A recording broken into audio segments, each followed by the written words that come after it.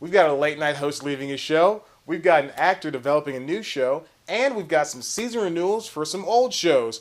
Happy Valentine's Day. It's a show about shows. I choose you to watch C Plus News Time. It's C Plus News Time with your host, Chad White. Welcome back to C Plus News Time, only on C Plus Comedy. I'm your host, Chad White, and this is your comedy news for the week of February 9th. The saddest news that happened all week, except for, real news, that's like real deaths and stuff, is that Jon Stewart is leaving The Daily Show. The news was first announced by the AV Club, who put out an article saying that Jon had told his studio audience that he was taping with on February 10th, that was Tuesday, that he was not going to be doing The Daily Show within the coming year. Jon Stewart started hosting The Daily Show back in 1999. That's about 16 years where he's had enough time to become one of the greatest political satirists, as well as one of the news media's toughest interviewers. Comedy Central tweeted out a picture confirming that Jon Stewart was leaving at some point this year. Nobody knows when, but we do know that Jon Stewart will be missed.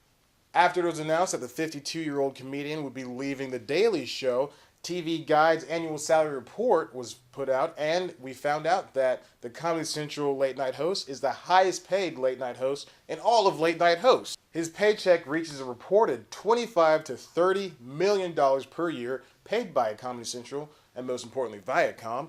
He leads Letterman, who makes a reported $20 million, Conan, who makes $12 million, Jimmy Fallon, who's up next with $11 million, Chelsea Handler is tied at 6 with Jimmy Kimmel at $10 million, and John Oliver follows on HBO with $2 million. There's no word yet on where the host will end up after his career ends at The Daily Show, but it might be in movies. Does anybody remember in 2013 when he left for 3 months during the summer to direct the movie Rosewater about the imprisonment of journalist Mayziar Bahari while covering Iran's presidential elections? During that time, John Oliver took over for the show, and he did a really good job.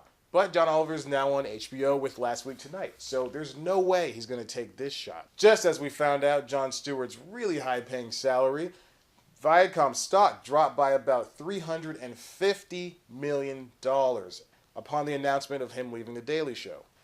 Finally, we've got 3 shows that are coming back for their own respective next seasons. First up, Billy on the Street is renewed for Season 4 on True TV.